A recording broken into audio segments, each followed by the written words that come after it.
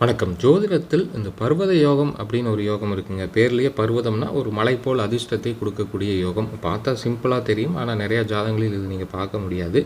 இந்த யோகத்துக்கு என்ன விதி அப்படின்னு கேட்டிங்கன்னா, லக்கண கேந்திரங்களில் ஏதாவது கேந்திரம், அதாவது லக்கணத்திலிருந்து 1ஆம் இடம், 4ஆம் இடம், 7ஆம் இடம் அல்லது 10ஆம் இடத்தில் ஒரு சுபகிரகமாக இருக்க வேண்டும். சுபகிரகம்னு பார்த்தீங்கன்னா குரு, சுக்கிரன், புதன், சந்திரன், இந்த 4 கிரகங்களில் ஏதாவது ஒரு கிரகம் இருக்கணும். உதாரண ஜாதகம் பாருங்கள். கும்பலக்கணம்.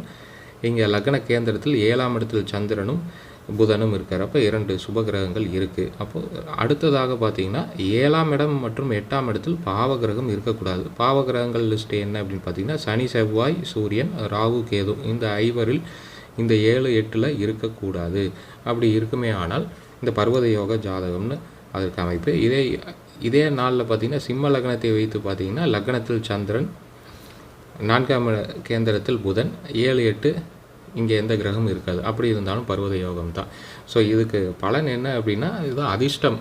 ஏன்னா இன்றைக்கி எல்லாருமே நிறையா சப்ஜெக்ட் படிக்கிறாங்க. எல்லாருமே அறிவாளி தான். Same syllabus. ஒரு டிகிரிக்கு 2 டிகிரி, 4 டிகிரி, பிஹெச்டி, 2 பிஹெச்டி. ஆனால் அதிர்ஷ்டம் இருக்கிறவங்களுக்கு தான் வாய்ப்புகள் கிடைக்கிது. அப்போ இந்த யோகம் அதிர்ஷ்டத்தை தரும். நம்ம சேனல் சப்ஸ்கிரைப் பண்ணி பாருங்கள். ஃபேஸ்புக், இன்ஸ்டா ஃபாலோ பண்ணுங்கள்.